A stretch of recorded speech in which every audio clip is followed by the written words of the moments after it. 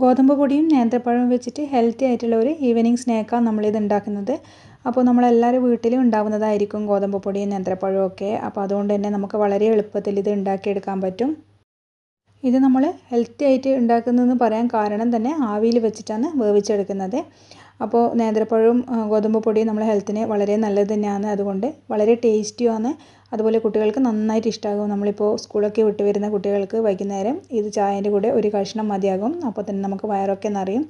അപ്പോൾ ഇത് നമുക്ക് ഫ്രിഡ്ജിൽ വെച്ച് തണുപ്പിച്ചും കഴിക്കാനും ടേസ്റ്റ് തന്നെയാണ്. അപ്പോൾ ഞാനിവിടെ നല്ലോണം പഴുത്ത 2 നേന്ത്രപ്പഴം എടുത്തിട്ടുണ്ട്. നല്ല പഴുത്ത പഴമാകുമ്പോൾ നല്ല ടേസ്റ്റാണ്. ഇനി ഒരു പാൻ അടുപ്പത്ത് വെച്ചിട്ട് നമുക്ക് അതിലേക്ക് നെയ്യ് ഒഴിച്ചു കൊടുക്കാം. ഏകദേശം 1 ടേബിൾ സ്പൂൺ നെയ്യ് ഞാനിതിലേക്ക് ഒഴിച്ചു കൊടുക്കുന്നുണ്ട്. ഇനി അത് ചൂടായി വരുന്ന സമയത്ത് നമുക്ക് അതിലേക്ക് കുറച്ച് അണ്ടിപ്പരിപ്പും കുറച്ച് മുന്തിരിയും ചേർത്തിട്ട് ഒന്ന് വാട്ടിയെടുക്കാം. ഒന്നുകിൽ നിങ്ങൾ അണ്ടിപ്പരിപ്പ് ആദ്യം ഇട്ടിട്ടൊന്ന് കളർ ചേഞ്ച് ആവുന്ന സമയത്ത് മുന്തിരി ഇട്ട് കൊടുത്താൽ മതി. അല്ലെങ്കിൽ ഇതുപോലെ രണ്ടും ഒരുമിച്ച് ഇട്ട് കൊടുത്താലും മതിയാകും. അപ്പോൾ നമ്മൾ നേരത്തെ എടുത്ത പഴം ഇതുപോലെ ചെറിയ പീസായിട്ടൊന്ന് കട്ട് ചെയ്ത് വെച്ചിട്ടുണ്ട്. ഇനി ഇതിൻ്റെ കളർ മാറി വരുന്ന സമയത്ത് നമുക്ക് ഈ പഴം ഇതിലേക്ക് ചേർത്ത് കൊടുക്കാം.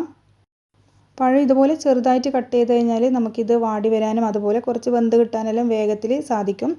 അപ്പോൾ ഇതിൻ്റെ കളറൊക്കെ ഒന്ന് ചേഞ്ചായി വരുന്നുണ്ട്. ഈ ഒരു സമയത്ത് നമുക്കിതിലേക്ക് ചേർത്ത് കൊടുക്കേണ്ടത് കുറച്ച് തേങ്ങയാണ്. ഏകദേശം ഒരു 2 ടേബിൾ സ്പൂൺ തേങ്ങ നമുക്കിതിലേക്ക് ചേർത്ത് കൊടുക്കാം. എന്നിട്ട് പഴവും തേങ്ങയും എല്ലാം കൂടി നമുക്കിതുപോലെ ഒന്ന് മിക്സ് ചെയ്തെടുക്കാം.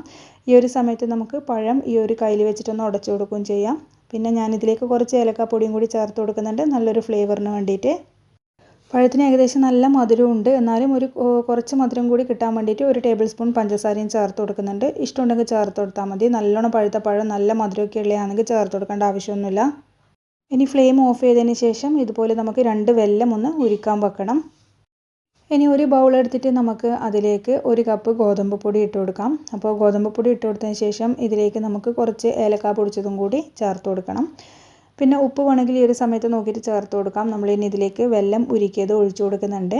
അപ്പോൾ ഞാനിതാ ചൂടോടെ തന്നെ ആ ഗോതമ്പ് പൊടിയിലേക്ക് വെല്ലം ഉരുക്കിയത് ഒഴിച്ചു കൊടുക്കുന്നുണ്ട്. അപ്പോൾ ഒഴിച്ചു കൊടുക്കുമ്പോൾ പ്രത്യേകം ശ്രദ്ധിക്കുക, കട്ട പിടിക്കാൻ പാടില്ല. പെട്ടെന്ന് കട്ട പിടിക്കാൻ ചാൻസ് ഉണ്ട്. അതുകൊണ്ട് കുറേശ്ശെ ഒഴിച്ചിട്ട് ഇങ്ങനെ നന്നായിട്ടൊന്ന് മിക്സ് ചെയ്ത് കൊടുക്കുക.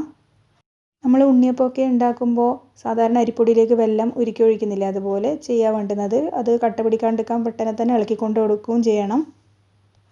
അപ്പോൾ നല്ലപോലെ കട്ടയൊന്നും ഇല്ലാണ്ട് മിക്സ് ചെയ്ത് കൊടുക്കണം. അപ്പോൾ 2 കഷ്ണം വെല്ലം എനിക്ക് നല്ല കറക്റ്റ് മധുരമായി വന്നിട്ടുണ്ടേനും. അപ്പോൾ ഇത് നല്ലപോലെ ഒന്ന് മിക്സ് ചെയ്ത് കൊടുത്തിട്ടുണ്ട്. ഇതുപോലെ മാവ് നമുക്ക് വേണ്ടത്. ആവശ്യമുണ്ടെങ്കിൽ നമുക്ക് ചൂടുവെള്ളം ചേർത്ത് കൊടുത്തിട്ട് ഇതുപോലെ മാവാക്കി എടുക്കാം. അതിനുശേഷം നമ്മൾ നേരത്തെ തയ്യാറാക്കി വെച്ച പഴത്തിൻ്റെ മിക്സ് ഇതിലേക്ക് ചേർത്ത് കൊടുത്തിട്ട് നല്ലപോലെ ഒന്ന് മിക്സ് ചെയ്ത് കൊടുക്കണം. അപ്പോൾ ഉപ്പ് ഞാനിതിൽ ചേർത്തിട്ടില്ല, വെല്ലത്തിന് കുറച്ച് ഉപ്പുണ്ട്, അതുകൊണ്ടാണ്. അപ്പോൾ നിങ്ങൾ നോക്കിയിട്ട് വേണമെങ്കിൽ നിങ്ങൾക്ക് ചേർത്ത് കൊടുക്കാം. അപ്പോൾ ഗോതമ്പ് പൊടി ആയതുകൊണ്ട് തന്നെ നമ്മൾ ഉണ്ടാക്കുന്ന സ്നാക്ക് കുറച്ചൊരു ഹാർഡായിരിക്കും. അപ്പോൾ അതുകൊണ്ട് കുറച്ച് സോഫ്റ്റായി കിട്ടാൻ വേണ്ടിയിട്ട് ഞാനൊരു 2 നുള്ള് അപ്പക്കാരം കൂടി ചേർക്കുന്നുണ്ട്. അപ്പോൾ അതും കൂടി ചേർത്തിട്ട് നല്ലപോലെ ഒന്ന് മിക്സ് ചെയ്തെടുക്കാം. ഇനിയിപ്പം ഒരുപാട് സമയമൊന്നും വെക്കേണ്ട ആവശ്യമൊന്നുമില്ല, നമുക്ക് ഈ ഒരു സമയത്ത് തന്നെ ഇത് ചുട്ടെടുക്കാം. അപ്പോൾ ഞാൻ എടുക്കുന്നത് ഇതുപോലുള്ളൊരു ചോറ്റുപാത്രമാണ്. അതിലേക്ക് പശു നെയ്യ് ഒന്ന് പുരട്ടി കൊടുത്തിട്ടുണ്ട്. എന്നിട്ട് മാവ് നമുക്കിതിലേക്ക് ഒഴിച്ചു കൊടുക്കാം. ഇനിയിപ്പോൾ നമ്മൾ കേക്കൊക്കെ ഉണ്ടാക്കുന്ന പോലെ ഇതൊന്ന് ടാപ്പ് ചെയ്ത് കൊടുക്കണം. അപ്പോൾ ഏത് പാത്രം ഇങ്ങടുത്തുള്ളതെന്ന് വെച്ചാൽ അതിൽ നിങ്ങൾക്ക് ചെയ്തെടുക്കാം. അപ്പോൾ നമ്മൾ നേരത്തെ പഴത്തിൻ്റെ മിക്സ് കുറച്ചൊന്ന് ബാക്കി വെച്ചിട്ടുണ്ടേനും അത് നമുക്ക് ഒരു ഗാർണിഷ് ചെയ്യാൻ വേണ്ടിയിട്ട് ഇതിൻ്റെ മേലേക്കൊന്ന് ഇട്ട് കൊടുക്കാം. കാണാനൊരു ഭംഗിയും കൂടിയാണ്. ഇനി നമുക്കിത് ആവിക്ക് വെച്ചിട്ട് വേവിച്ചെടുക്കാം. അപ്പോൾ ഞാൻ ഇതുപോലെയാണ് വേവിച്ചെടുക്കുന്നത്. ഒരുപാട് വെള്ളമൊന്നും വെക്കേണ്ട ആവശ്യമില്ല. കുറച്ച് വെള്ളം വെച്ചിട്ട് അതിൻ്റെ മേലെ ഒരു സ്റ്റാൻഡ് വെച്ചിന് എന്നിട്ടാണ് ഈ ചോറ്റുപാത്രം ഇതിൽ വെച്ച് കൊടുക്കുന്നത്. അപ്പോൾ ഒരുപാട് വെള്ളം വെക്കുമ്പോൾ എന്ന് പറയുമ്പോൾ വെള്ളം നന്നായിട്ട് തിളച്ചിട്ട് നമ്മൾ ഉണ്ടാക്കുന്ന ആ സ്നാക്കിൻ്റെ മേലേക്ക് വെള്ളം കയറും. അപ്പോൾ അതുകൊണ്ടാണ് അങ്ങനെ ചെയ്യുന്നത്. ഇനി നമുക്കിത് മൂടി വെച്ചിട്ട് ഒരു 20 മിനിറ്റ് ഒരു ലോ ടു മീഡിയം ഫ്ലെയിമിലിട്ടിട്ട് നല്ല പോലെ ഒന്ന് കുക്ക് ചെയ്തെടുക്കണം. അപ്പോൾ ഇത് ഒരു 20 മിനിറ്റ് കഴിഞ്ഞ് നോക്കുമ്പോൾ നല്ല പോലെ തന്നെ കുക്കായി വന്നിട്ടുണ്ട്. ഇനി നമുക്കിത് തണുക്കാൻ വേണ്ടിയിട്ട് പുറത്തേക്കൊന്ന് മാറ്റി വെക്കാം. അപ്പോൾ ഇത് ഏകദേശം ഒരു 2 മണിക്കൂർ ഞാൻ നല്ലോണം തണുക്കാൻ മാറ്റി വെക്കുന്നുണ്ട്. അതിനുശേഷമാണ് ഇതിൽ നിന്ന് വിടിയിച്ചെടുക്കുന്നത്, അല്ലെങ്കിൽ ഇത് പൊട്ടിപ്പോകും. അപ്പോൾ ഇത് നന്നായിട്ട് തന്നെ ആറി വന്നിട്ടുണ്ട്. മേൽഭാഗം പറ്റുമോ അങ്ങനെയൊന്നും ചെയ്യുന്നൊന്നുമില്ല. ഇനിയിപ്പോൾ നിങ്ങൾക്ക് ഇതൊരു കത്തിയോ അല്ലെങ്കിൽ ഇതുപോലെ ഒരു സ്പാറ്റുലയോ വെച്ചിട്ട് സൈഡിൽ നിന്നൊക്കെ ഒന്ന് വിടിയിച്ച് കൊടുത്താൽ മതി.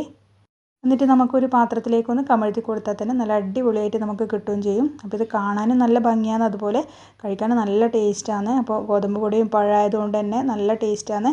അതുകൊണ്ടാണ് ഞാൻ പറഞ്ഞത് കുറച്ച് പഴുത്ത പഴം എടുത്തു കഴിഞ്ഞാൽ കൂടുതൽ ടേസ്റ്റ് കിട്ടും എന്നുള്ളത്. ഇതിൻ്റെ മേലെ കുറച്ച് കാണാൻ ഭംഗിക്ക് വേണ്ടി ഞാൻ കുറച്ച് ടൂട്ടി ഫ്രൂട്ടി ഇട്ട് കൊടുക്കുന്നുണ്ട്. ഒരു കളറിൽ ഉള്ള ടൂട്ടി ഫ്രൂട്ടി മാത്രമേ ഉള്ളൂ എൻ്റെ അടുത്ത്. അപ്പോൾ നിങ്ങൾക്ക് ഉണ്ടെങ്കിൽ ഇട്ട് കൊടുത്താൽ മതി.